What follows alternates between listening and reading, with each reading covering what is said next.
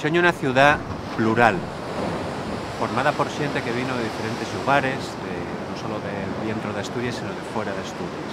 Y una ciudad diversa, y una ciudad que no se puede encastillar en una foto fija, tipo el Xixón del alma, el Cogollín de la ciudad, sino que hay una ciudad que se resiste a atraparse en una sola foto, y hay que pensar en un mosaico de xente.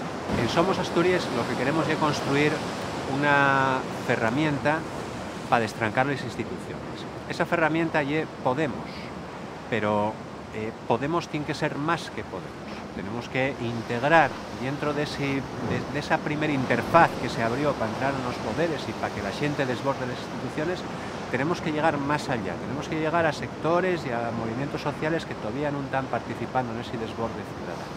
En ese sentido, lo que planteamos en Somos Asturias es una marea democrática para entrar en las instituciones, empezando por las instituciones municipales, autonómicas, estatales, y permitir que sea la gente la que tome las decisiones.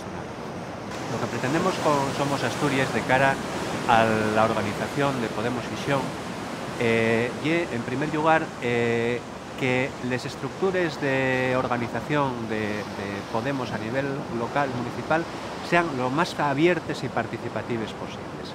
Y es decir, que haya un Consello Ciudadano, pero ese Consello Ciudadano tiene que ser simplemente una estructura de enlace con grupos de trabajo, con círculos de barrio, con círculos locales en las diferentes parroquias de la zona rural, con asambleas sociales donde puedan participar activistas de movimientos sociales, agentes sociales, etc. En segundo lugar, non queremos que todo ese traballo quede castrado por culpa de que exista un grupo ou executiva que dinamice Podemos, sino que eso tiene que ser una responsabilidad de todos y de todas. Y en tercer lugar, queremos que el secretario general sea simplemente un cartero de la xente, no una figura emblemática que sea portavoz, secretario general y alcaldable, como si fuera un 3 en 1. Eso pretendemos desearlo del día. Hay que separar esas tres responsabilidades, esos tres cargos. Xixón, precisamente por esa diversidad de xente que lo conforma, es muy representativo de lo que es Asturias. Asturias es mucho más que una montera picona y una gaita en un calendario. Asturias es mucho más que la imagen de la aldea perdida, ¿no?